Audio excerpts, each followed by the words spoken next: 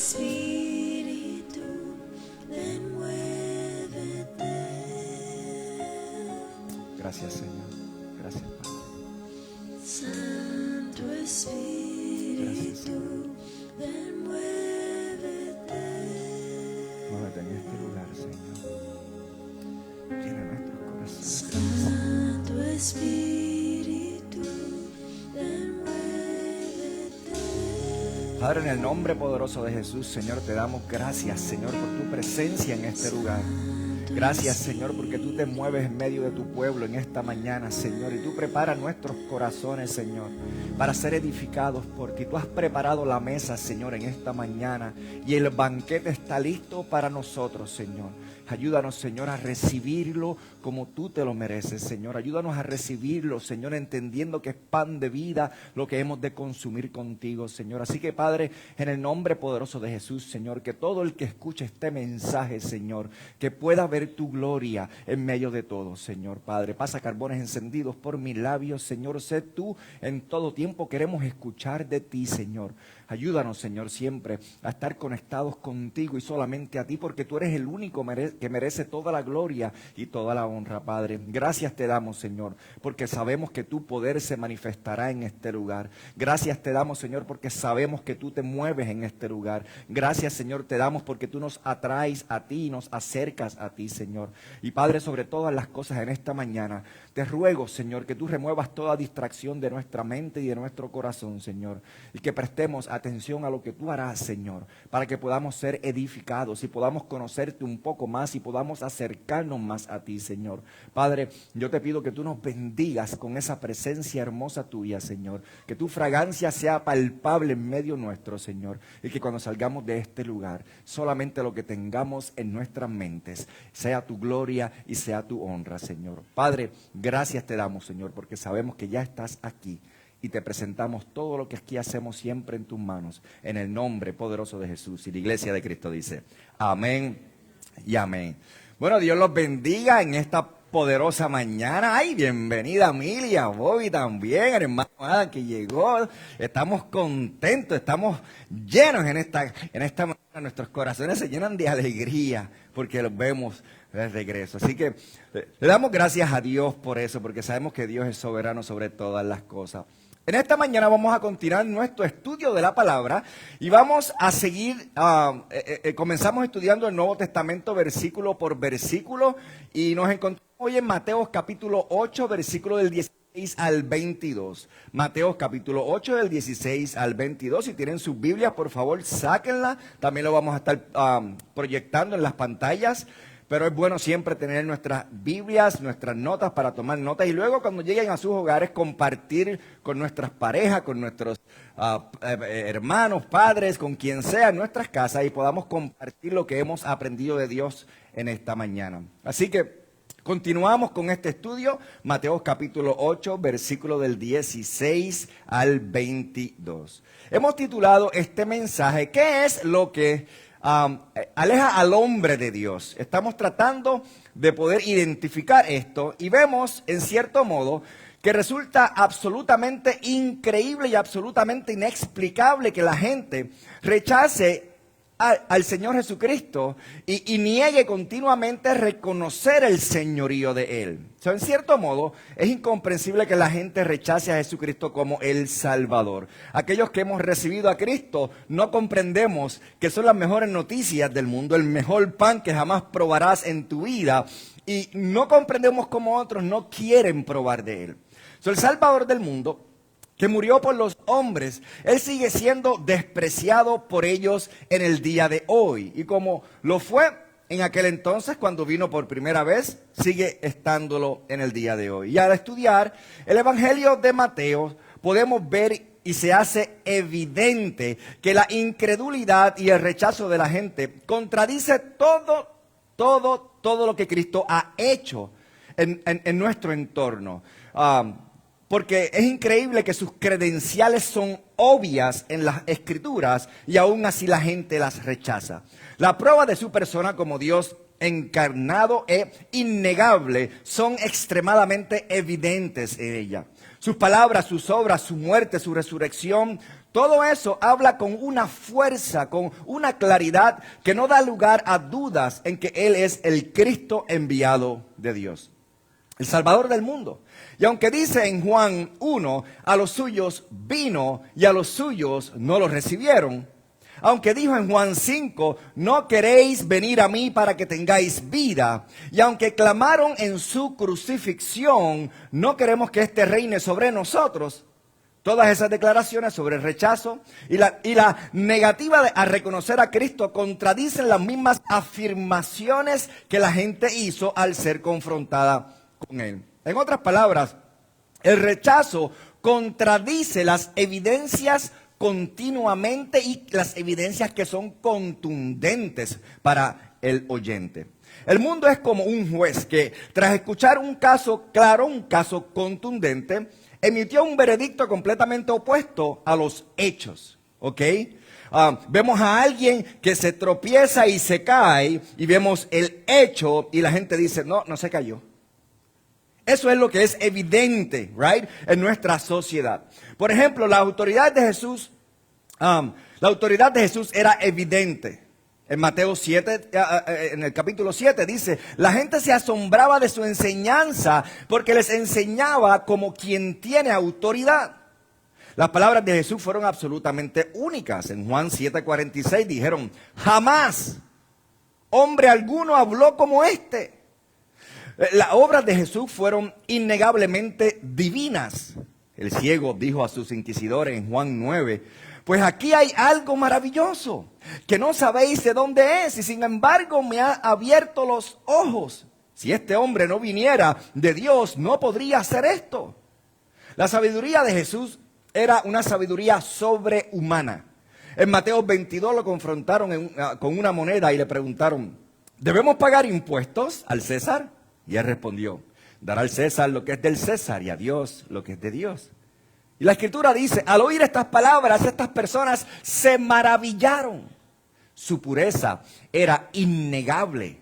Lo confrontó en Juan 8 y dijo, ¿quién de ustedes me convence de pecado? Hubo un silencio sepulcral cuando él dijo esas palabras. Y su veracidad era incuestionable, no solo por las cosas que hacía, sino el cómo vivía. En Juan 8:46 él dijo, si digo la verdad, ¿por qué entonces no me creéis? Su poder lo fascinó de gran manera. En Lucas 8:25 dijeron, ¿qué clase de hombre es este? Porque incluso al viento y a las olas manda y le obedecen. Su provisión los alimentó.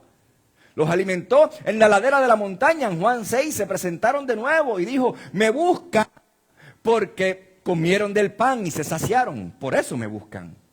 Su sanidad les quitó sus enfermedades. Y cuando la multitud lo vio, dice la palabra, sanar al paralítico, se maravillaron y glorificaron a Dios que había dado tal poder a los hombres. Dice Mateo 9:8. Su amor los sobreacogió. Estaban ante la tumba de Lázaro y vieron a Jesús llorar, quebrantarse. Y dijeron, mira cuánto lo amaba. Su dominio sobre los demonios los impactó cuando expulsó al demonio en Mateo capítulo 9, versículo 33, cuando dice, las multitudes se maravillaron diciendo, nunca se había visto cosa semejante en Israel. Su juicio fue asombroso.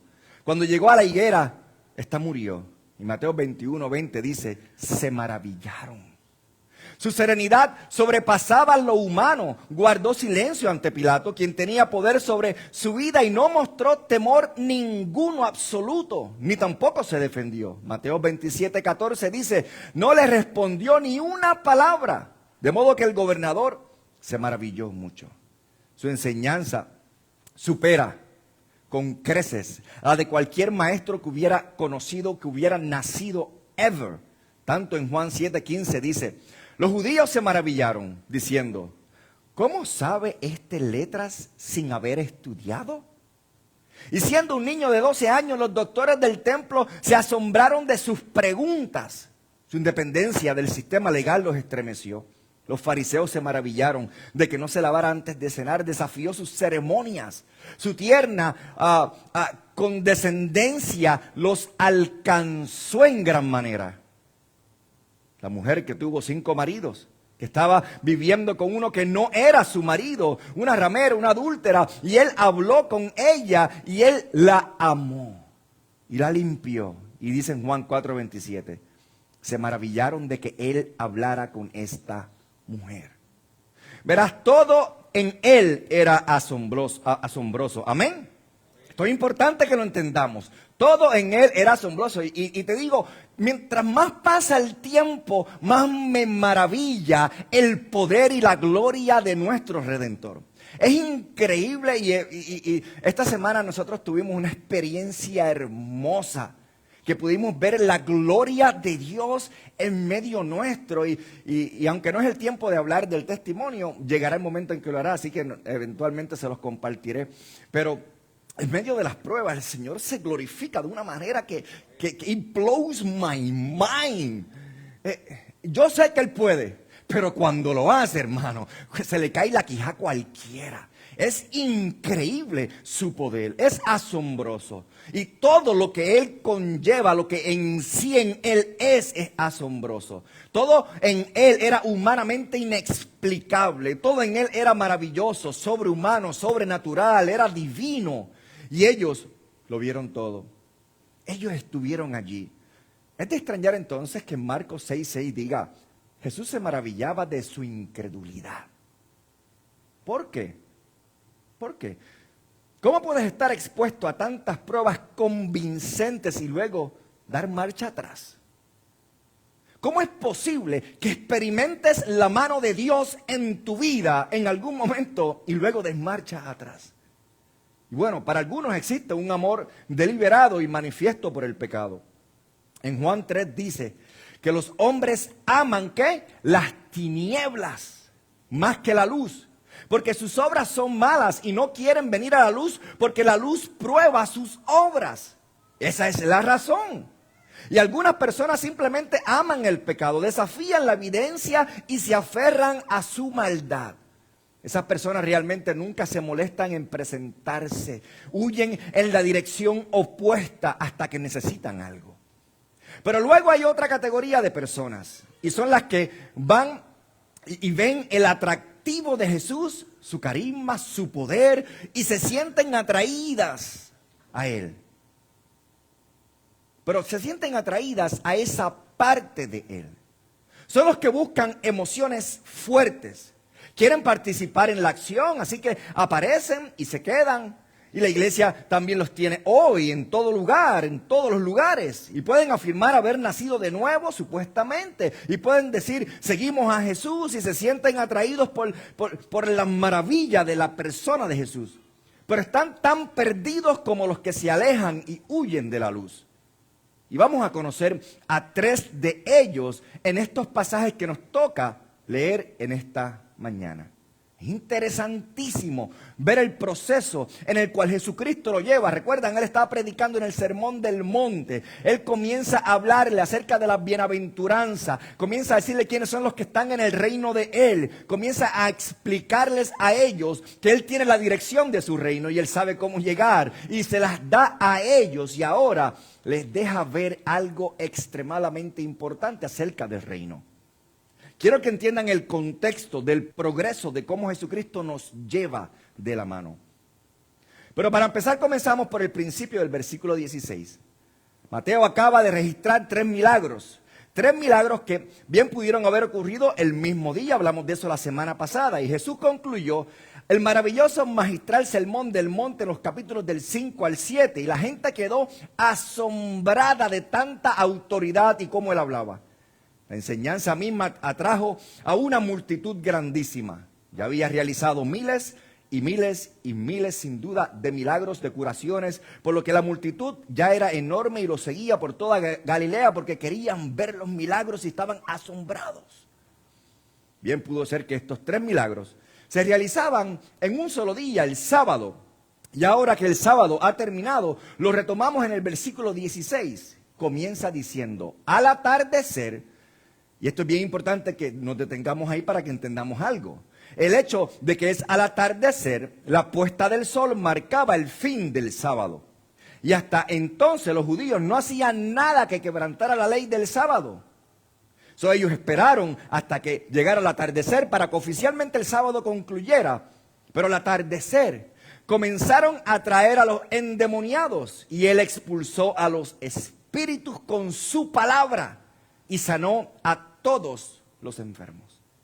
En cuanto terminó el sábado, empezaron a venir todos los enfermos a él y los endemoniados, y se amontonaban contra él, contra toda la gente que lo necesitaba. Y él los sanó a todos, y la palabra dice todos los que llegaron a donde él. Y siempre fue así. No hay que buscar ni raspar para encontrar un milagro de parte de Dios en las Escrituras, porque fueron miles y miles y miles de ellos. Él sanó a todos los que llegaron a donde él. Y a los que no llegaron también, pero otros vinieron a pedir favor que sanaran aún no estando allí. Él los sanó. Si era una enfermedad física, él la sanaba. Él los sanó a todos. No era cuestión de su fe ni de las circunstancias como muchos piensan. Él los sanó a todos. Estaba dando evidencia incuestionable de su mesianismo y de su deidad. Recuerda que la pregunta después del sermón del monte era: ¿quién es este? ¿Quién se cree que es? Que habla de esta forma. Y él dice: ¿ustedes quieren ver quién soy yo? Síganme. Y comenzó a sanar y hacer lo imposible posible, que solamente Dios podía hacerlo, para dar testimonio de quién era él y de qué autoridad él poseía. En Mateo 12:15 dice: y al saberlo Jesús se apartó de allí, es decir, del concilio de los fariseos, y le siguió una gran multitud, dice la palabra, y los sanó a todos. Mateo 14:14 dice: vio una gran multitud y tuvo compasión de ellos y sanó a sus enfermos. Sanidad total, sanidad ilimitada. Lucas 15:17 dice: aconteció un día que él estaba enseñando y estaban sentados los fariseos y los maestros de la ley, los cuales habían venido de todas las ciudades de Galilea, Judea y Jerusalén, y el poder del Señor estaba presente para sanarlos. Y en el capítulo 9 de Lucas, creo en el versículo 6, hay una declaración similar que dice que partieron recorriendo las aldeas, predicando el evangelio y sanando por todas partes. Como les dije la semana pasada, prácticamente Jesús eliminó, destruyó, derrotó la enfermedad en Palestina en ese tiempo. Sus milagros fueron increíbles, fueron inmensos, fueron voluminosos. Y ahora bien, es evidente que cuando alguien marcha por el campo haciendo esto, suele atraer multitudes. Porque cuando alguien hace algo que es imposible, despierta la curiosidad del hombre y quieren ver más. ¿Por qué ustedes creen que los espectáculos de magia son tan famosos? Porque asombran a la gente y la gente quiere seguir viendo más. Cuando Jesucristo hace algo que es imposible, posible, la gente se maravilla y quieren seguir viendo más y más y más.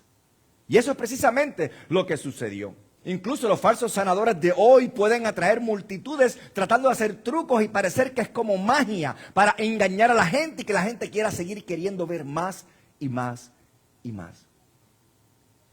Pero interesantemente, a quienes llegan enfermos, usualmente se van enfermos con estos falsos sanadores de hoy en día. Y lo interesante y curiosidad, y algo que me da curiosidad es que hacen un anuncio de un servicio de sanidad, lo anuncian por todos lugares, la gente va buscando la sanidad, se van y pasan el servicio y llegan a su casa y siguen igual de enfermos. Y luego anuncian otro servicio de sanidad en otro lugar y allá van buscando sanidad en otro lugar. Pero Jesús no fue de esa manera. Jesús los sanó a todos los que fueron a buscarlo. Y naturalmente la multitud creció cada vez más, y eso es lo que encontramos en el versículo 16, para que se pongan sus mentes y sus imaginaciones en ese momento. La semana pasada hablamos de que caminamos con Jesucristo, tuvimos un día con Jesucristo, paseamos con Jesucristo el sábado pasado, amén. ¿Recuerdan? Fue hermoso. Estaba la multitud masiva. Y ahora bien, la pregunta es: ¿por qué los sanó a todos? Bueno, podríamos decir que fue por compasión y estaríamos en lo cierto. Tal vez fue por compasión, tenía compasión de la gente, sin duda alguna.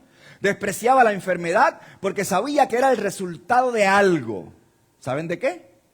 Del pecado.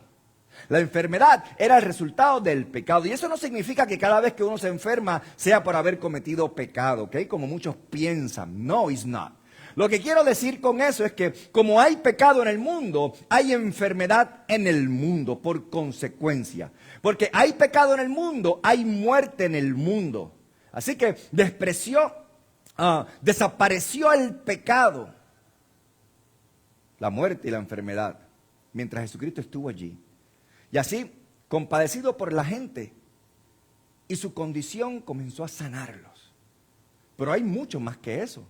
Los sanó, creo que por otra razón, porque les estaba dando el anticipo de su reino. Recuerda que él estaba en el Sermón del Monte, le estaba dando la dirección del reino, le estaba diciendo quiénes son los que entran en él, y luego le dice, ahora quieren ver cómo es que se ve estar viviendo en el reino. Él comienza a sanar a todo el mundo y la enfermedad se va de ese lugar. La muerte desaparece porque hasta los resucitaba y la muerte no tenía autoridad sobre ellos. Le dio el anticipo de su reino, lo que era estar con él. ¿Y quieren saber qué sucederá cuando Cristo establezca su reino eterno? ¿Sabes qué será? La palabra dice que no habrá ya más muerte, no habrá más tristeza, no habrá más dolor, no habrá más enfermedad. Y ahí es que viene el Jesucristo en medio de todo lo que la gente estaba queriendo obtener de él. Y destruye la enfermedad en Palestina. Resucitó a los muertos. Y todos estos son anticipos de su reino eterno. Así que como en el monte de la transfiguración, cuando retiró su cuerpo y reveló su gloria, también le da las visiones del glorioso reino venidero, cuando la enfermedad se desterra para siempre. No sé si nunca lo habías visto de esta manera, pero Jesucristo está tratando de darte la dirección, de decirte cómo es que se ve, cómo es que se siente estar en el reino y cómo Él destruye todo aquello que nos destruye hoy. Yo no sé tú, pero cuando yo escucho esto hay una alegría en mí y a la misma vez no quiero estar aquí, quiero estar allá. Es un deseo de que Cristo venga y haga lo que tenga que hacer. Pero hay una tercera razón por la que sanó. Y se da en el versículo 17. Y es a lo que se refiere en el Espíritu. Lo hizo para que en una cláusula de propósito se cumpliera la profecía de Isaías. El Antiguo Testamento había predicho la venida del Mesías y los profetas habían dicho muchísimas, pero muchísimas cosas acerca de este Mesías, sobre el Cristo de Dios, sobre el Salvador del mundo, sobre el Cordero de Dios que quitaría el pecado del mundo.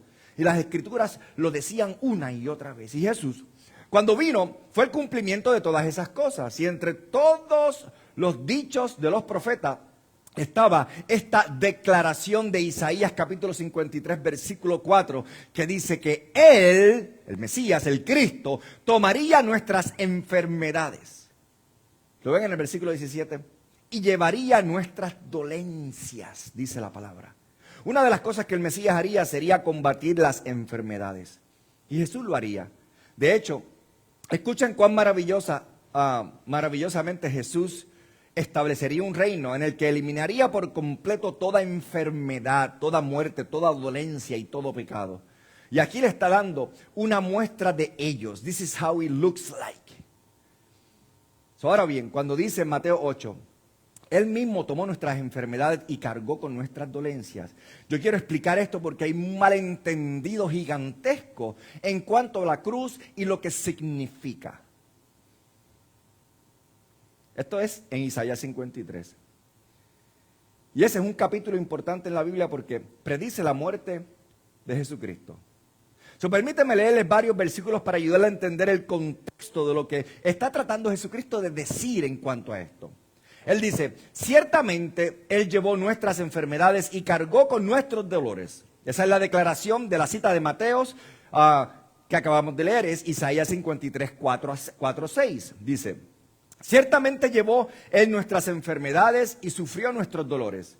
Y nosotros lo tuvimos por azotado, por herido de Dios y abatido. Mas Él herido fue por nuestras rebeliones, molido por nuestros pecados. El castigo de nuestra paz fue sobre Él, y por su llaga fuimos nosotros curados. todos nosotros nos descarriamos como ovejas. Cada cual se apartó por su camino, mas Jehová cargó en él el pecado de todos nosotros. Ahora note, la palabra dice, quiero que entiendas esto, por favor. La palabra dice que él fue herido, ¿por qué? Por nuestras transgresiones. Él fue molido por nuestras iniquidades.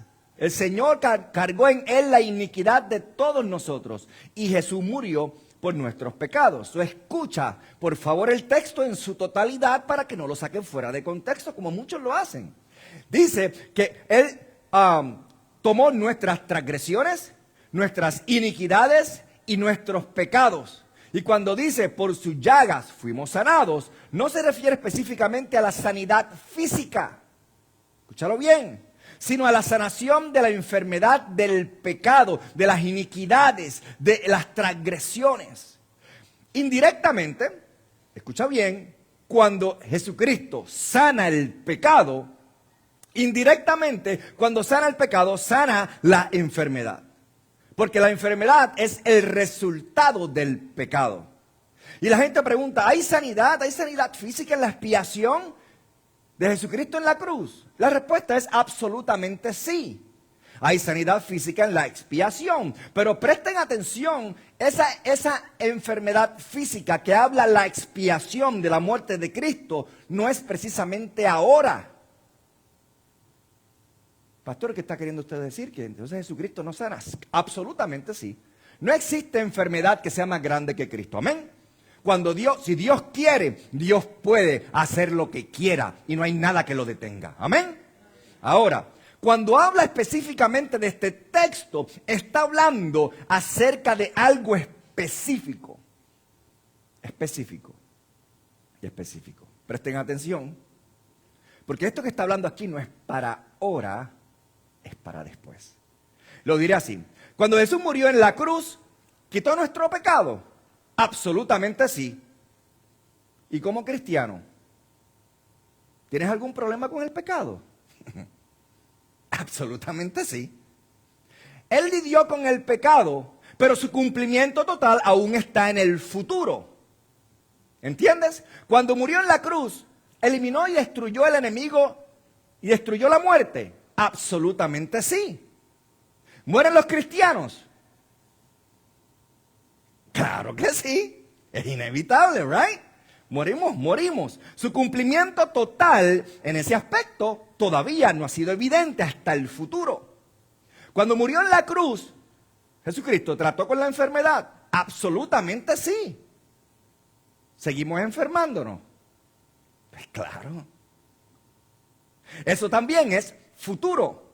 Si hay sanidad en la expiación, así como hay liberación de la muerte en la expiación, así como hay plenitud de la restauración a la gloriosa posesión del creyente ante Dios en la eternidad, está en la expiación. Pero aún así esperamos hasta ese día, porque llegará el día que ni te enfermarás, que ni morirás, que ni pecarás y serás como Él te diseñó que fueras. Y eso es garantía, ¿por qué? Porque Él lo pagó en la cruz del Calvario. Y fue suficiente porque el Padre dijo, consumado es. It is done. El pago está hecho. Esa es la garantía de que eso vendrá. Y quienes quieren venir y decir, bueno, los cristianos entonces, si Cristo murió en la cruz del Calvario y nos sanó de toda enfermedad, entonces los cristianos nunca se deben de enfermar. Really? Como que esa doctrina, esa teología como que no encaja con la realidad de la vida. Entonces no deberías darte un catarro, right? No te quiero ver tosiendo, ni estornudando. No deberías tener cáncer, no deberías tener parálisis, no deberías tener nada si eres cristiano porque hay sanidad en la expiación. Si eso fuera cierto. Entonces, si esto fuera cierto, lógicamente, tendría uno que decir un cristiano, entonces no debería morir jamás. Con ese tipo de doctrina, como muchos piensan por ahí. No deberían estar enfermos. Como tampoco los cristianos deberían nunca pecar o morir. Búscame a uno. Si me lo encuentra.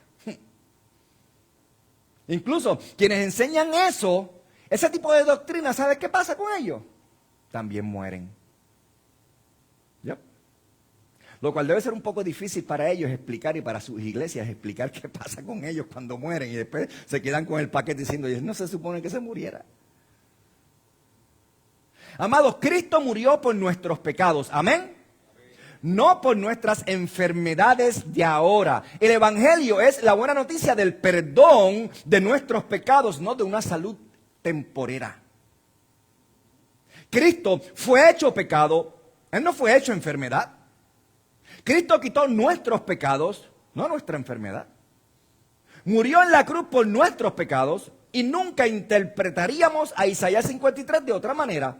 Simplemente diríamos que Isaías 53 significa que nos sanó del pecado si no fuera por este uso aquí en Mateos. Porque en 1 de Pedro 2:24, cuando Pedro dice, por su llaga fuimos curados, lo dice después de haber dicho, quien llevó en su cuerpo nuestros pecados. Pedro se refiere a la sanidad espiritual del pecado. Pero Mateo nos muestra aquí que la afirmación, Él tomó nuestras enfermedades y cargó con nuestras dolencias. Abarca desde el problema del pecado hasta el problema de la enfermedad física. Sí hay una sanidad en la expiación. Por favor, entiéndelo. Sí hay plenitud allí. Pero solo en la medida en que nos llega la plenitud de la salvación. La redención de nuestros cuerpos cuando seamos glorificados en su reino eterno. Así que vemos aquí que lo que tenemos es solo una muestra del reino. Y es lo que Jesucristo quiere enseñarles en todo el sermón del monte. Ese es el tema de Él. Si algún día Él se llevara nuestras enfermedades, algún día Él se llevara todas nuestras dolencias. Y esto es un anticipo de lo que Él hará. Porque algún día esto desaparecerá y te encontrarás en un cuerpo glorificado. Y tú estarás tan maravillado que no sabrás qué hacer con Él. ¡Uf! Esto es una palabra excelente de alegría, hermano. ¿Cuántos de aquí, cuántos de los que están presentes han perdido a alguien por alguna enfermedad? Por algún accidente trágico. Por algo que ha sucedido. ¿Cuántos de ustedes se han enfermado? Es más, ¿cuántos de ustedes le han dado varicela? Esa enfermedad del diablo. Digo, todas son veladas. Lo que quiero decir es que cuando tú pones tu mente a ver tu cuerpo físico o el cuerpo de alguien que se deteriora por causa de una enfermedad y ves todas estas cosas, Jesucristo cuando las veía sentía el dolor del pecado en el mundo porque por causa del pecado la gente se enferma. ¿Eso qué quiere decir con esto? Cuando vemos a alguien con una enfermedad terminal, nosotros tenemos que odiar el pecado. No porque la persona haya pecado tiene la enfermedad, de nuevo. Es porque por causa del pecado la enfermedad entró al mundo. Y por eso es que nos enfermamos. Ahora bien, hay muchas otras maneras de ver esto. ¿Cómo soportó nuestras enfermedades? Y creo que en cierto sentido soportó nuestras enfermedades porque comprendió el dolor que nosotros cargábamos. Verás, Cristo era y es omnisciente. Amén. La Biblia dice que conocía el corazón del hombre. Él podía leer lo que había en tu mente y en tu corazón sin tú abrir la boca. Nicodemo, recuerda, se acercó a él y le hizo una pregunta y él no le respondió. Él hizo una pregunta que Nicodemo tenía en su corazón, en su mente, pero nunca la verbalizó. Lo hacía mucho porque sabía lo que había en el interior del hombre. Y si Él es omnisciente, haría eso. Él sabe todo lo que has sentido y todo lo que has pensado. Y si es completamente omnisciente, lo conoce hasta el extremo. Por lo tanto, puede comprender cada dolor que sientas. Por eso la Biblia dice que Él es un sumo sacerdote, compasivo que se compadece de nuestras, ¿qué? De nuestras enfermedades. La misma palabra, creo que Él ha llevado nuestras enfermedades en el sentido de que siente con compasión el dolor que sentimos. ¿Sabe? Él vio a la multitud, recuerda, Él vio a la multitud en Lucas, como le leí. Y Él sintió compasión por todos ellos. Porque Él sabe lo que es vivir en el reino y no hay nada de esas cosas, de ese sufrimiento, de ese dolor. Y Él dice, yo quiero que algún día ustedes lleguen acá. porque mira cómo están. Los quebrantó. Y es un sumo sacerdote compasivo. No heredó nuestras enfermedades, pero sintió plenamente el dolor de ellas en él. Así que en cierto sentido, tomó nuestras dolencias y nuestras enfermedades al sentir con nosotros el dolor que estas traen a nuestras vidas. En segundo lugar, creo que en cierto sentido Él tomó nuestras dolencias y nuestras enfermedades, pues sintió la raíz de ellas. Y creo que cuando vio la enfermedad sintió el poder del pecado. Por ejemplo, la evidencia más grande de esto creo que es, y la gente creo que no comprende este texto como debería. Pero la raíz de esto se vio evidente cuando Él se paró delante de la tumba de Lázaro, ¿recuerdan? El amado Lázaro. Había estado en su casa muchas veces, era el hermano de María y Marta, y él iba allí, comía con ellos y la pasaba muy bien, y Lázaro llevaba muchos días muertos. Así que Jesús se paró junto a la tumba, y la Biblia dice que hizo gemir su espíritu. Literalmente, se retorcía de agonía en su corazón. Y el versículo más corto que tiene la Biblia dice, Jesús lloró. La pregunta que te hago es, ¿por qué? ¿Por qué Jesús gemía? ¿Por qué Jesús lloraba? A lo que la gente responde, bueno, porque Jesús lo quería mucho y Lázaro estaba muerto. Sí, pero Jesús sabía que él lo iba a resucitar. Entonces no puede ser por eso. Él estaba por cambiar su circunstancia. Estaba a punto de llamarlo de la tumba para que saliera. Él no lloraba por eso. Él no gemía por eso. Entonces, ¿por qué él lloraba? Porque siempre que veía la enfermedad, experimentaba la amarga y vicaria realidad de la cruz. ¿Recuerda cuando él fue al jardín antes de la crucifixión y dice la palabra que él estaba sudando sangre? Es porque tendría que enfrentar la paga del pecado en la cruz. Y él veía a Lázaro y veía el pecado y veía cómo lo tomaría en la cruz y cómo sería crucificado por él. Sabía que la causa de todo este dolor que su mamá, que sus amigos, que sus vecinos, que todos experimentaban, que estaban sufriendo de agonía, toda esta angustia, toda esta tristeza, todo este luto y todo lo que estaba pasando en ese lugar era por causa de la maldad del pecado. Él odiaba el pecado, como tú lo debes de odiar de igual manera. Y vivió su vida en la sombra de la cruz. Y nunca vio la enfermedad sin sentir el dolor del pecado por consecuencia. Le dolió porque sabía que era el pecado lo que causaba ese dolor en todos los que estaban en su alrededor.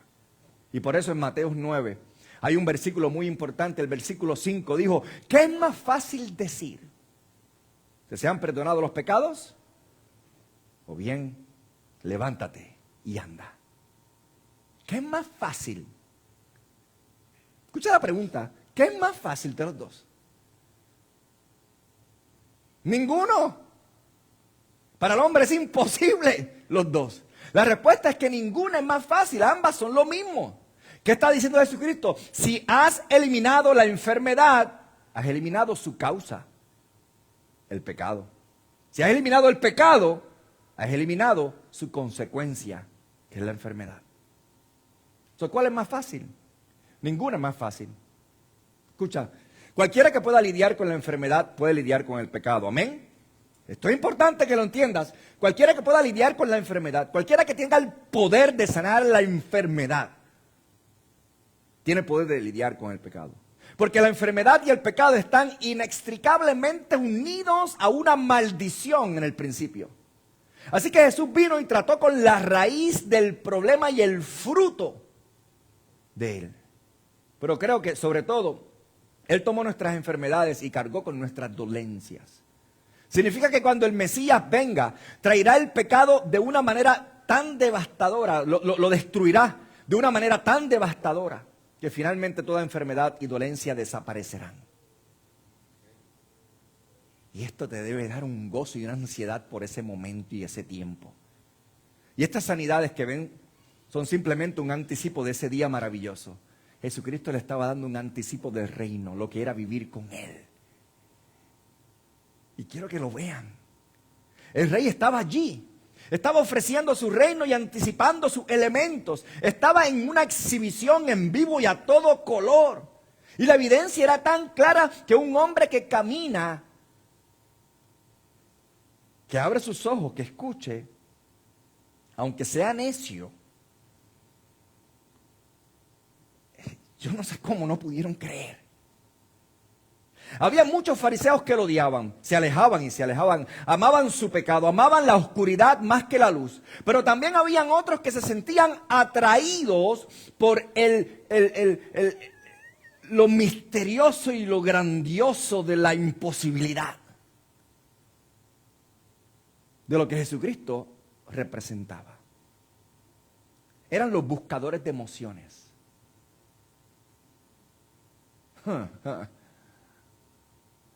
Esto es grande, hermanos.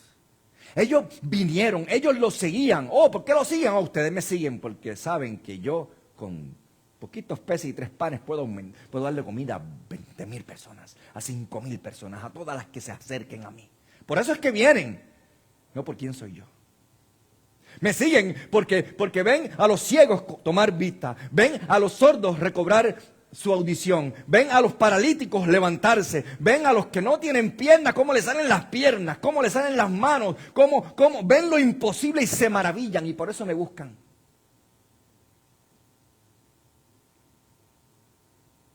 Pero interesantemente en cada caso algo les impidió una verdadera conversión.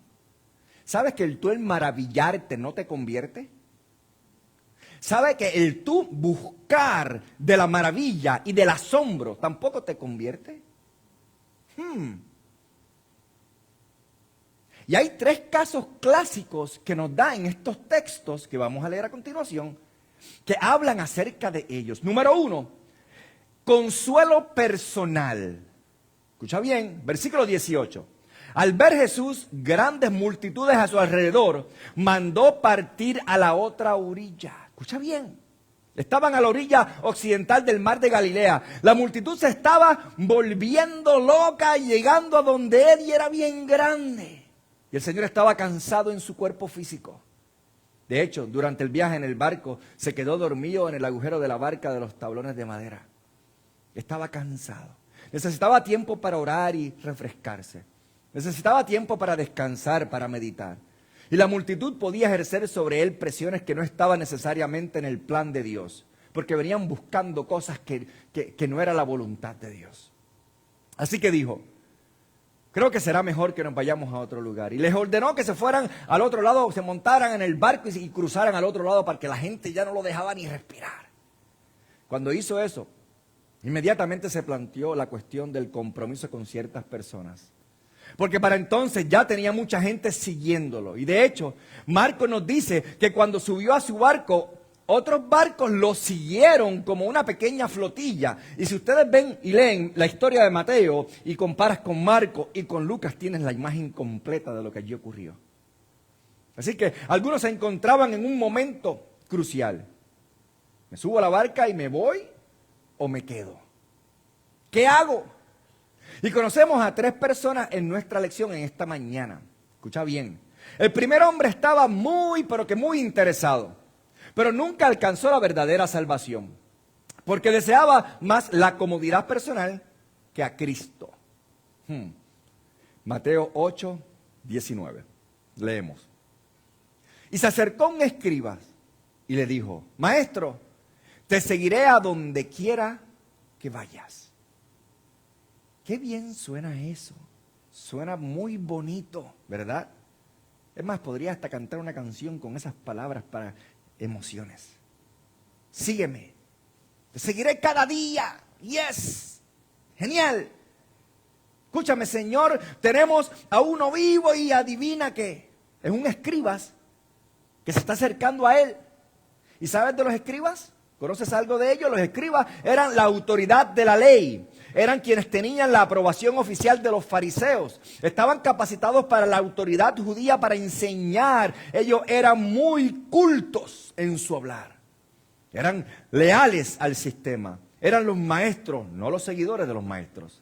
Y los escribas eran generalmente hostiles a Cristo, interesantemente. Generalmente se unían a los fariseos en su antagonismo y oposición a Cristo. Así que cuando tienes un escriba, tienes a uno vivo. Se le llama vivo. La palabra lo utilizan en esa expresión, un escriba. Y dice, maestro, la palabra griega, didáscalo, maestro, rabino, maestro. Qué gran afirmación. Te seguiré incondicionalmente y continuamente a donde quiera que vayas. Me tienes para siempre. Es lo que el escriba estaba diciendo. Qué tremenda declaración y dedicación y compromiso permanente supuestamente le hace a él.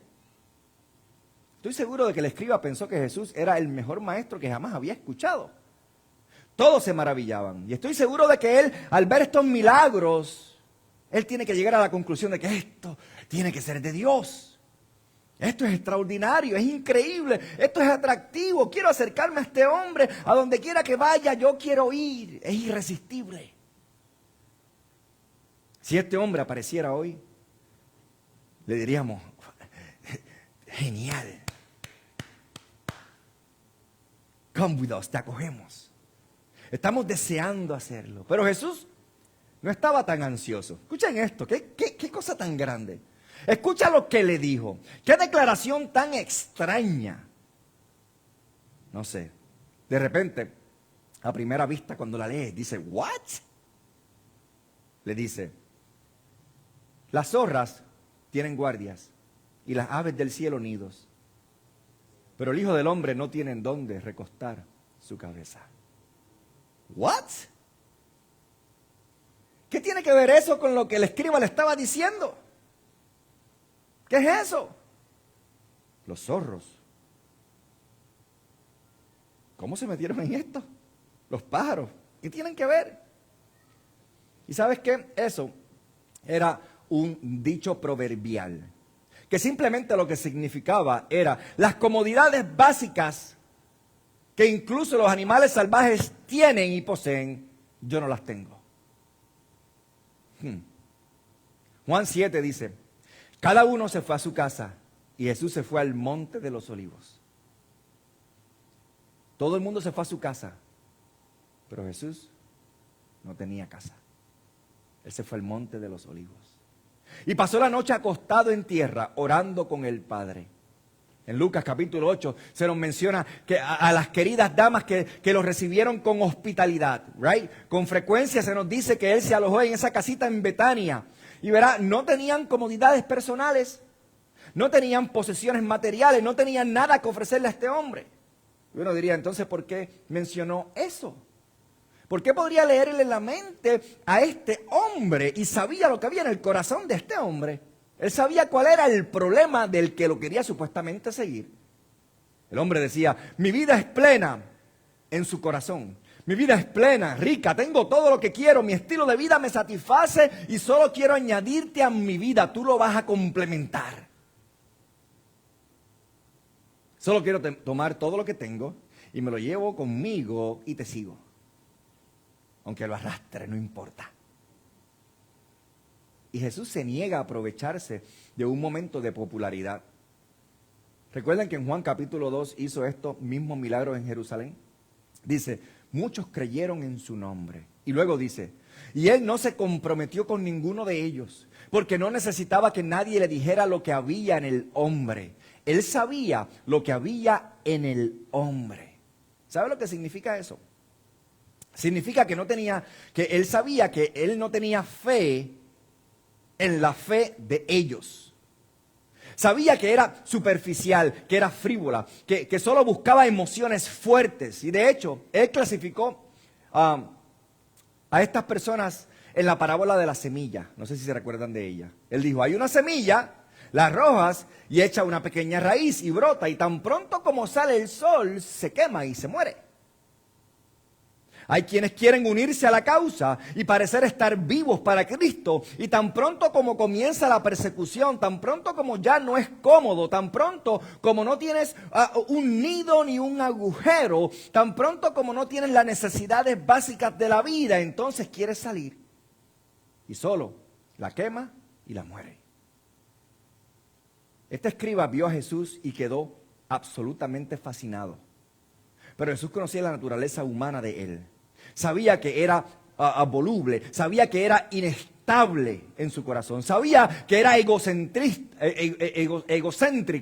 La multitud, los milagros, la emoción, el escriba estaba fascinado, como si viera una película que le gustó y quería seguir viéndola.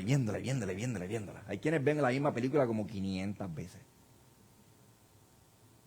Como dijo Lenski, ve a los soldados en desfile, ve a los elegantes uniformes, ve las armas relucientes y anhelas unirte.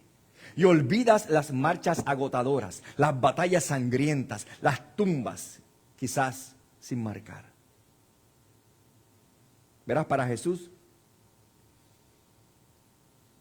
Él es demasiado listo, demasiado ansioso, demasiado completo en su ofrenda. Es como una semilla en terreno pedregoso. Crece rápido, le falta raíz y muere bajo el sol, abrazado del precio que hay que pagar.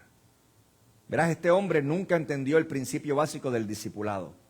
Y hoy en día mucha gente no lo quiere recibir, ni les interesa.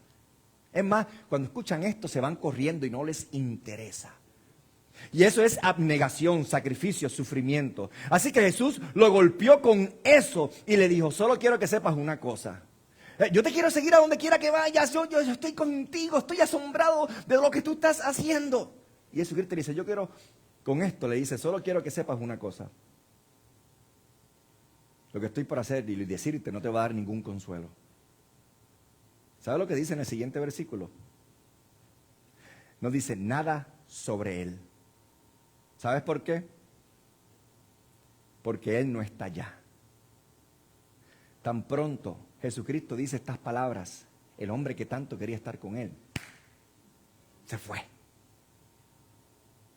Si tú lo lees, tú dices, ok, ¿qué pasó con Él? ¿Qué le respondió? ¿A dónde se fue? Ya, de momento estaba, preguntó, Jesús le responde y ahora desaparece. Lo dejó en el espacio en blanco entre el versículo 20 y el versículo 21. El Señor lo traspasó justo donde estaba y luego se marcha. ¿No es Jesús diferente a nosotros? ¿No es Jesús diferente a los predicadores de hoy en día que endulzan los mensajes para no ofender a nadie?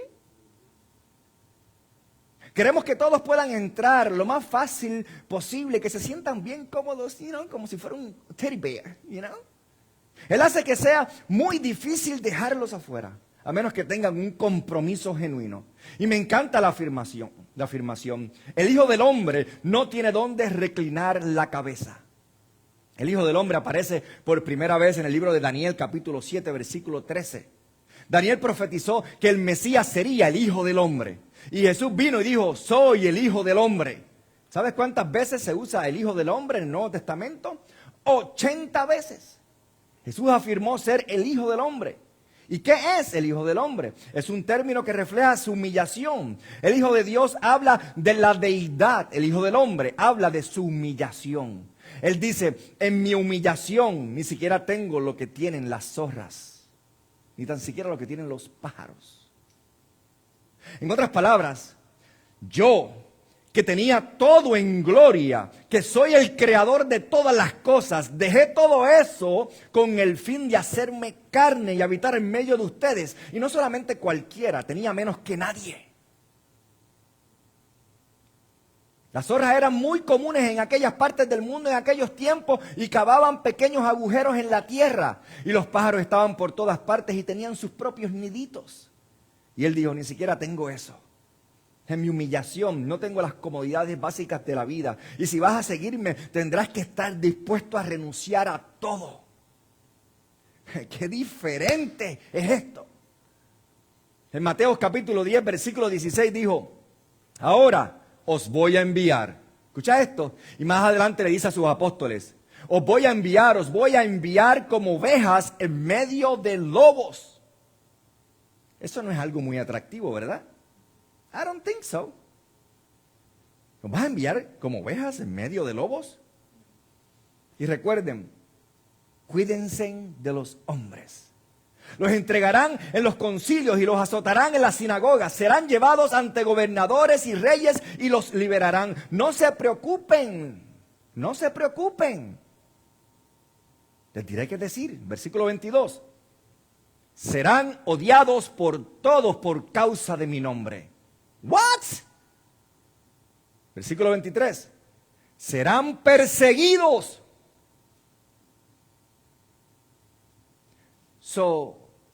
Si me entrego a Cristo y le doy mi vida y le doy mi todo y lo hago mi Señor y mi Salvador y Él me llama a su servicio, el resultado es que me van a odiar, es que me van a perseguir. Ahí no dice, si me sigues, te voy a hacer famoso. Si me sigue la gente te va a buscar y nadie, todo el mundo te va a querer poner en pedestales. Ahí no dice eso. Ahí lo que dice es absolutamente lo opuesto. El que hace la obra de Dios como consecuencia será odiado y será perseguido. Y no piensen que vas a estar por encima de tu maestro.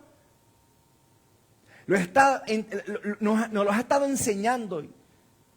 Y ustedes y todos nosotros tenemos que entender eso. En Juan 15 dice, no se sorprendan si los hombres lo odian, me odian a mí.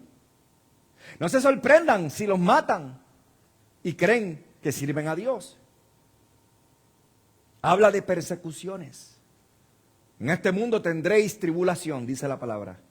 Se los dijo. Todos los que querían vivir piadosamente, segunda de Timoteo 3:12, todos los que querían vivir piadosamente en este siglo sufrirán persecución.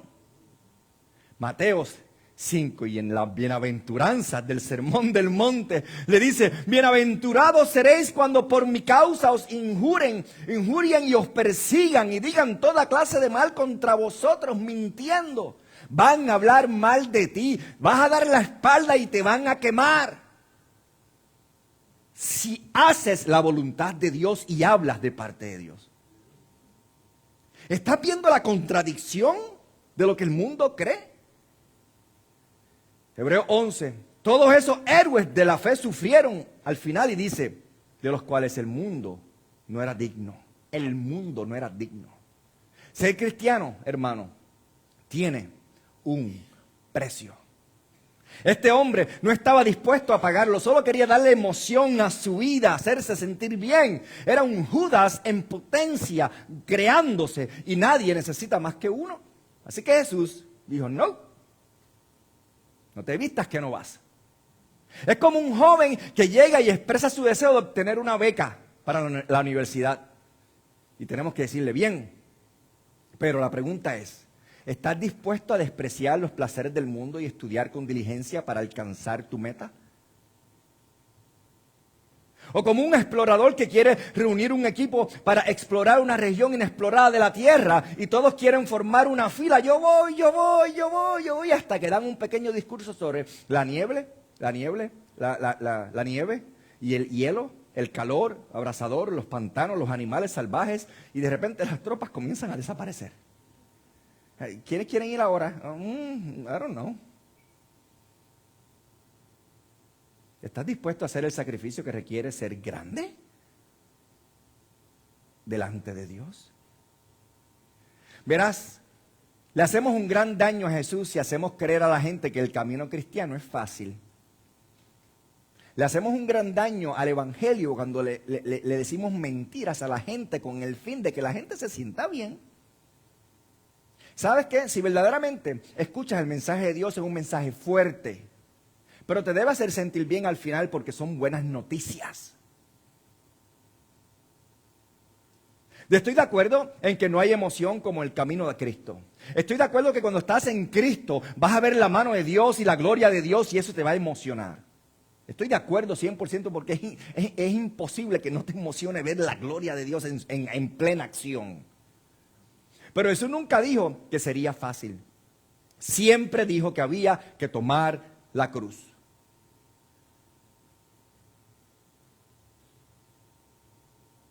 Hay gente que quiere comodidad personal, que quieren hacer lo suyo, que quieren tenerlo todo, solo quieren añadir a Jesús a su estilo de vida.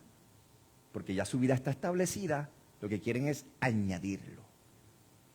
Y Jesucristo dice, yo no quiero eso. Y así Jesucristo mismo rechaza ese tipo de pensamiento. Y hay una segunda persona en este capítulo. El primero no entró en el reino porque buscaba comodidad personal. Y el segundo quería riquezas personales. El versículo 21 observa esto. Y otro de sus discípulos, la palabra discípulo, no era una palabra con discípulo con D mayúscula, ¿ok? Simplemente que significa un aprendiz o un seguidor. Eso es todo lo que significa. Y en este punto en particular tenía a mucha gente siguiéndolo a todos los niveles. Y otro de estos que lo seguían, le dijo, Señor, permíteme ir primero a enterrar a mi padre. Yo quiero seguirte, pero permíteme primero ir a enterrar a mi padre. Ahora dirá, bueno, eso es una petición razonable, ¿verdad? I mean, it's okay. No podemos dejar al viejo tirado muerto, hay que enterrarlo.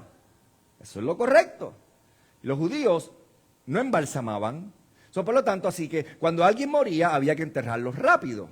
Y por otro lado, los judíos solían enseñar que era necesario llorar a los padres durante 30 días cuando fallecían. ¿Escucha bien? Así que quizás se refería a solo necesito un mes. Yo te voy a seguir, dame un mes para yo arreglar mis asuntos y entonces te sigo. Por cierto, en Génesis se nos dice que la última responsabilidad de un hijo en su último acto de devoción a sus padres era asegurar de cuidar del entierro de sus padres. Era algo muy hermoso, right? Muy solemne. Pero lo que parece una petición muy razonable, es decir, el hombre sabía que el Señor estaba en marcha, va a subirse a una barca y va a partir hacia el otro lado. Y le dice, sabes, yo no puedo ir ahora contigo, pero intentaré encontrarme más tarde contigo, después de enterrar a mis padres. Pero hay mucho más aquí de lo que parece, porque la frase, primero debo ir a entrar a mi padre, era una frase coloquial que aparece en el Oriente Medio, incluso en la época contemporánea. Y escuchen esto, el doctor Walt Mayer conversa con un turco. Walt Mayer es un misionero en el Oriente Medio y hablaba con un joven turco rico y quien le aconsejó que emprendiera un viaje a Europa y que le acompañara al misionero. Y pensó que podría discipularlo y realizar ciertas cosas con él, y después de que terminara su educación, ir, a lo que el turco respondió, primero que nada debo enterrar a mi padre, le dijo. Y el misionero Walt Mayer dijo, ay jovencito,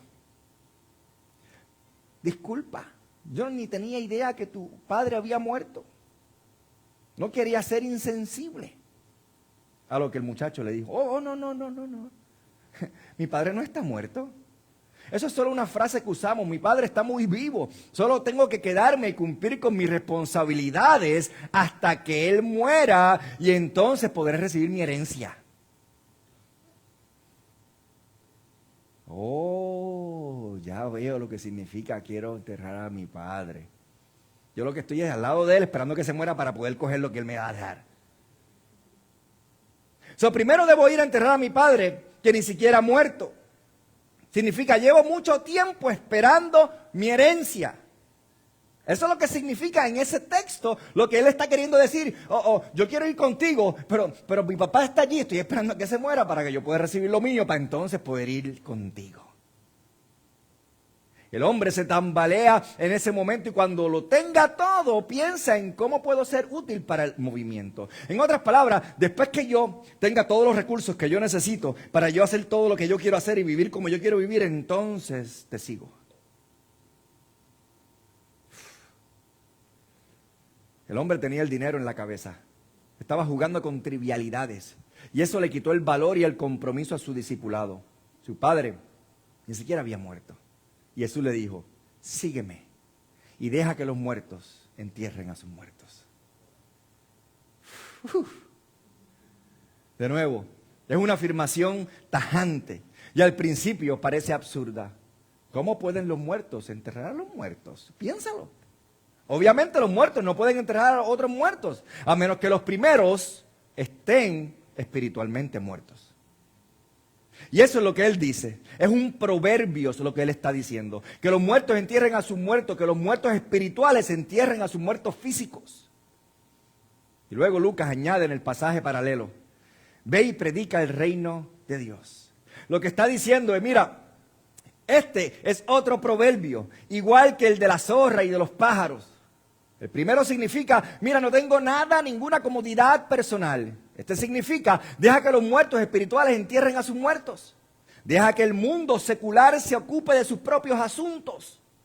Ha sido llamado al reino de Dios. ¿Ves la diferencia? Lo que él está diciendo es, está funcionando en el nivel equivocado. En otras palabras, deja que el sistema se encargue de sí mismo. No dice que los cristianos tengan prohibido asistir a los funerales en ningún momento. No dice, si eres cristiano no debes asegurarte de que entierres a tus padres o a tu madre. No está queriendo decir eso, por favor, ¿ok? It's not that. Es un proverbio.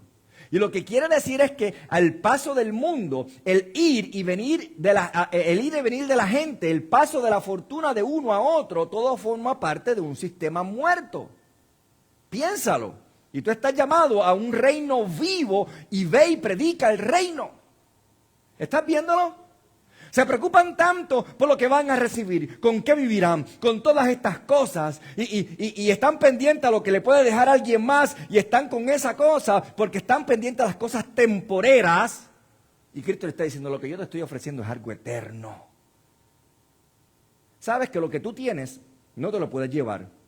Y aunque se lo dejes a tus hijos, tampoco ellos se lo podrán llevar. Y lo que dejen a sus nietos, tampoco se lo dejen. Entonces, madre, yo te estoy hablando de algo más grande que eso. Verá, las prioridades de este hombre están trastocadas. Los asuntos seculares pertenecen a lo secular. El sistema humano se cuida solo. Pero este joven que dice que hizo, escucha bien, ¿cuál fue la respuesta de este joven a lo que Jesucristo le dijo? El hombre se desapareció.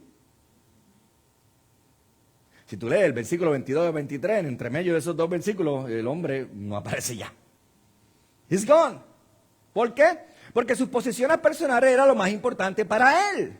Había esperado mucho tiempo a ser parte de lo que Jesucristo estaba haciendo. Y no iba a irse ahora, ¿right? Y le gustaba la emoción y el carisma, las maravillas y los milagros y el sensacionalismo. Y esto era fabuloso y quería subirse al bote con Cristo. Y esto era fabuloso. Pero no había ningún compromiso. Él quería su dinero. Quería estar tranquilo. Quería sentirse que su estilo de vida no iba a cambiar.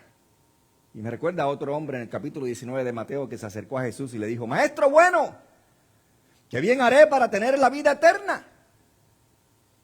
Y dice, qué pregunta tan maravillosa. Si el hombre está interesado en la vida eterna, porque eso es bueno preguntarlo. ¿Qué tendré que hacer para alcanzar la vida eterna? Y el Señor le contesta en el versículo 21, si quieres ser perfecto, porque para poder llegar a la vida eterna tiene que ser perfecto, anda, vende lo que tienes y dalo a los pobres para que tengas un tesoro en el cielo y ven y sígueme. Ve, vende todo lo que tienes y dalo a los pobres. ¿Y qué pasó con el hombre? ¿Cómo respondió? Se desapareció también. ¿Te salva vendiendo todo lo que tienes y dándolo a los pobres? No, eso no es lo que está diciendo Jesucristo. Pero si tu dinero te estorba y el dinero es el Dios tuyo, tendrás que deshacerte de él para salvarte. Y ese era el problema de estos dos, o de estos tres. No te salvas diciendo, deshaciéndote de tu dinero. That's not what it is. Yo lo voy a dar todo porque tú ves a la gente con mucho dinero. Gente millonaria cuando están en los hospitales y dicen, lo voy a donar todo a los pobres y a las iglesias y a los non-profit y todo esto, como si eso fuera a comprar su salvación. No te salvas deshaciéndote de tu dinero. Simplemente quita el obstáculo del camino para que puedas entrar al reino. Tu dinero muchas veces te estorba el amor por él y el retenerlo y que nadie se meta con lo que es mío. Y aquí viene este joven y dice, he cumplido toda la ley. Quiero la vida eterna. Y Jesús le responde, sabe exactamente lo que pasa en su vida. Él lo ve en su corazón. Él es omnisciente, recuerda, conoce cada detalle. Y le dice, muy bien, toma todo lo que tienes y dáselo a los pobres. Entonces puedes venir. Y el siguiente versículo dice, el joven oyó esto y se fue triste.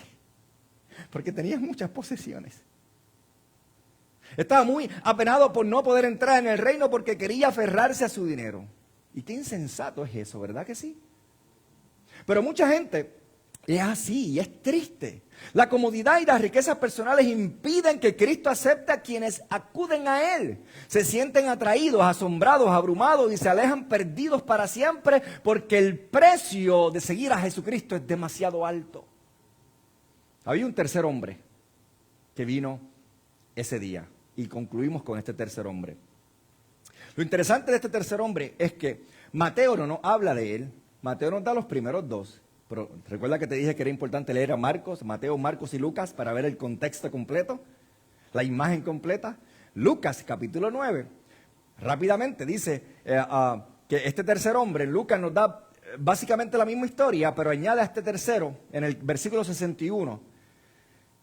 Un poquito nada más, voy a leer. Dice, y otro también dijo, aquí está el tercero, Señor, te seguiré, pero déjame primero ir a despedirme de los que están en mi casa.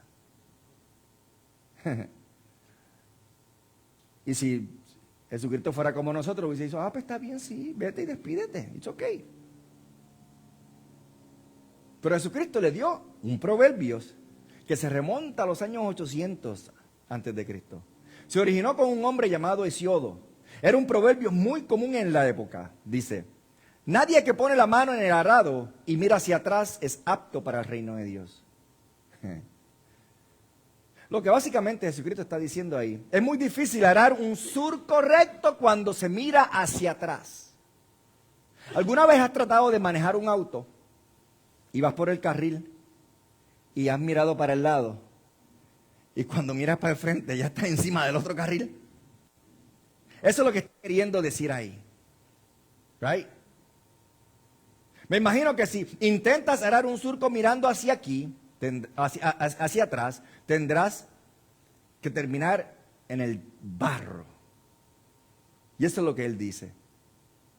¿Qué sabía Jesús sobre este joven? Sabía mucho más de lo que parece ser. Right? Te seguiré. Déjame despedirme primero de los que están en mi casa. Y yo me voy contigo. By the way, no son su esposa ni sus hijos, sino su mamá y su papá. Para darte una pista.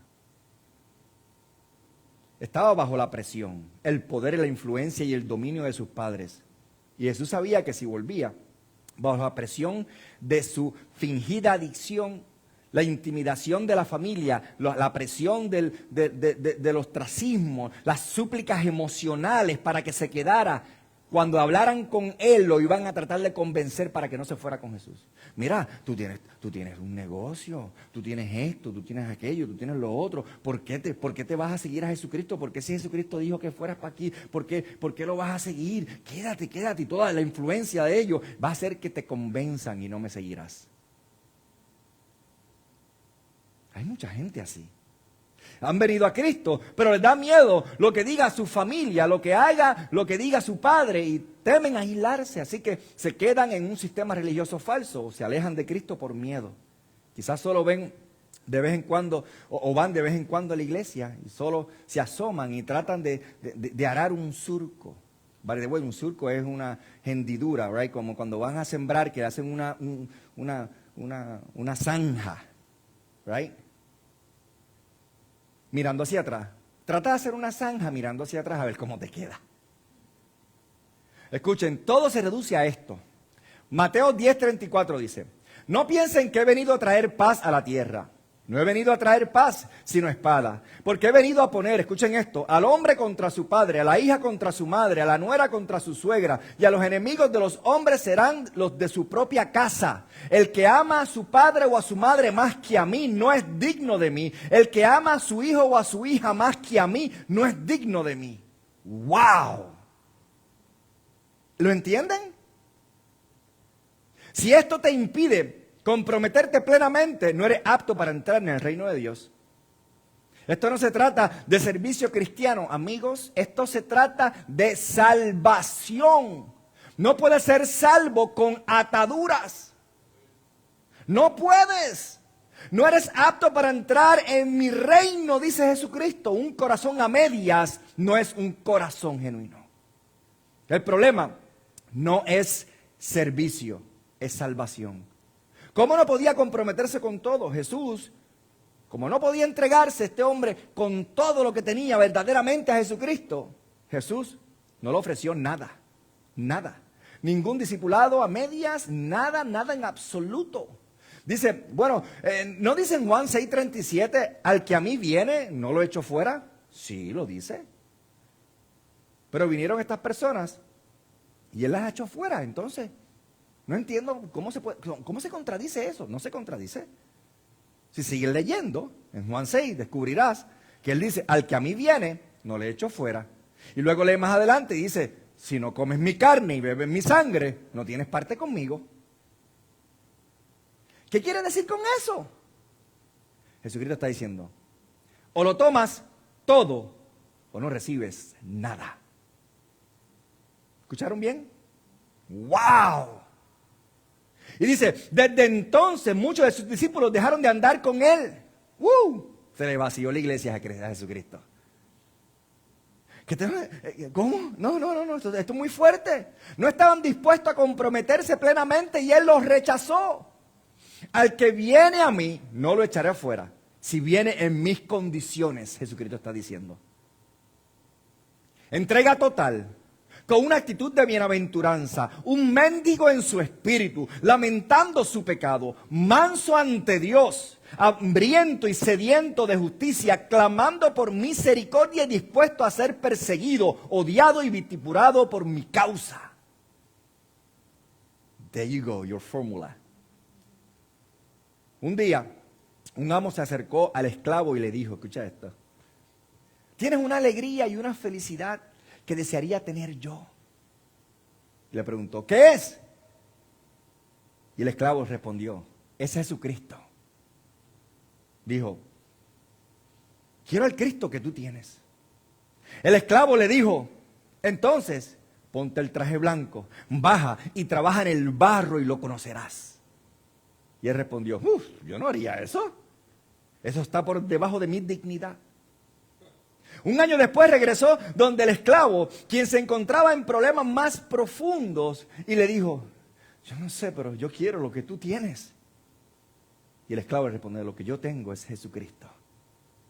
Y dijo, bueno, ¿cómo puedo conocer a Cristo como tú? Y dijo, ponte tu traje blanco, baja y trabaja con nosotros en el barro y lo conocerás.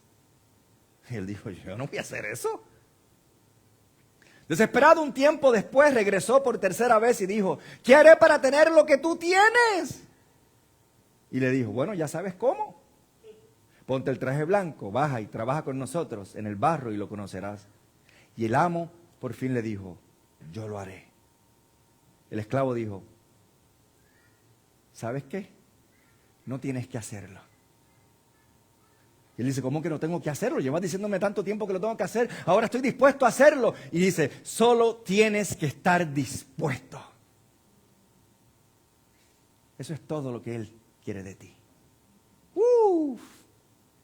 Verás, puede que el Señor no quiera quitarte tus comodidades personales. This is not what it's all about, ¿ok? Puede que no quiera quitarte tus posesiones. Puede que no quiera quitarte tus relaciones personales. A lo mejor sí, a lo mejor no. Pero tienes que estar dispuesto a permitírselo a Él que haga lo que quiera con tu vida. Ese es el punto del mensaje. Esa es la afirmación del señorío de Cristo sobre tu vida.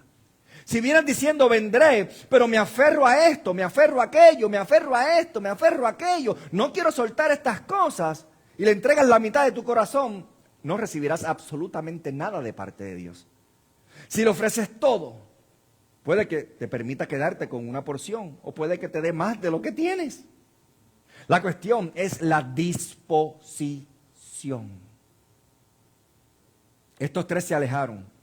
William MacDonald lo expresa muy acertadamente.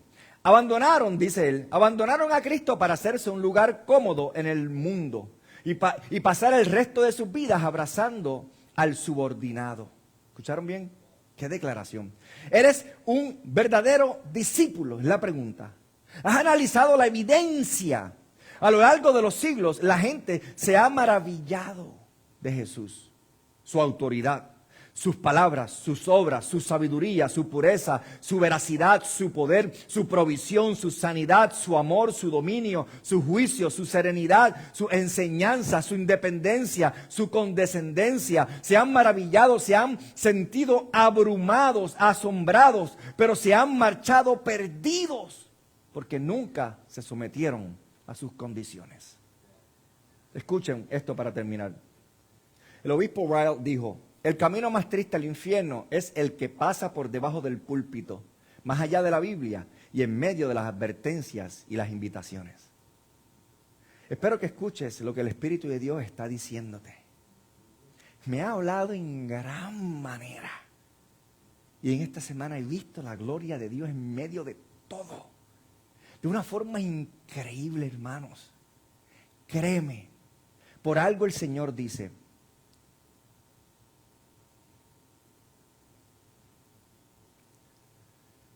amar a Dios sobre todas las cosas. Tienes que amar a Dios sobre todas las cosas. Tienes que estar dispuesto a que Dios haga contigo como Él quiera. Lo que Él quiere de ti no son tus posesiones. Dios no necesita nada de ti. No. Dios quiere todo tu corazón. Que te desprendas de todo y le digas: Señor, estoy aquí en cuerpo, alma, en espíritu y en verdad. Haz conmigo lo que quieras. Si me quieres quitar todo, quítamelo. Si me quieres dar, dame, haz lo que tú quieras. Pero yo voy a estar contento en la abundancia o en la necesidad, en la tristeza o en la alegría. En todo momento estaré buscando de ti en cuerpo, alma, en espíritu y en verdad. En cada momento que tenga la oportunidad me reuniré, abriré tu palabra, buscaré con mis hermanos el pan de vida. Que quiero más y más y más y más de ti, porque en eso encuentro mi felicidad. La gloria tuya la veo en todo momento. Quiero buscarte en cuerpo, alma, en espíritu y en verdad. Conmigo lo que quieras. Soy aquí tu siervo, Señor. Úsame como tú quieras. Él quiere un corazón que tenga esa disposición. El resultado, hermanos, no importa. ¿Sabes por qué? Porque en este mundo, que tengas o no tengas, el resultado es el mismo. Terminarás en una caja 7 pies bajo tierra. Lo importante es qué harás con la vida que viene, con la vida que vendrá después. Todos tendremos esa eternidad, unos junto con Dios y otros alejados. Y Dios dice: te estoy enseñando cómo es estar en el reino. Bienaventurado el hombre que entiende estas cosas. Estar en el reino, te voy a dar la dirección a Él. Y déjame decirte algo: cuando estás en Él, ya no experimentarás más llanto, ya no experimentarás más lágrimas, ya no experimentarás más enfermedad. ¿Quieres verlo? Mira, es así. Y Él vino y bajó y comenzó a sanar a todos, y la gente llorando y se moría, y Lázaro murió y la gente llorando y dice: Lázaro, sal de allí. La muerte no tiene potestad sobre ti, porque yo soy el camino, la verdad y la vida. Nadie puede llegar al Padre, nadie puede experimentar esta gloria sin mí. Así que, Lázaro, levántate y sal de allí. La muerte no pudo con Lázaro. Y así con la enfermedad, con todas las cosas, no pudo con él. Todo se sometía a su autoridad. Y él dice: en el lugar que yo he creado para ti y para mí, en el lugar que yo he ido a preparar, la muerte ni el pecado tendrá autoridad allí. No existirá jamás. Y experimentarás un gozo incalculable en tu vida. Todo lo que requiero de ti es que me entregues todo tu corazón y estés dispuesto a ser usado por mí. That's all it is. Que te va a costar, no un poquito, te va a costar absolutamente todo. Pero créeme que vale la pena. Escúchame, por favor. No tengas miedo. Vale la pena cerrar tus ojos y decirle al Señor: Señor, heme aquí, úsame a mí.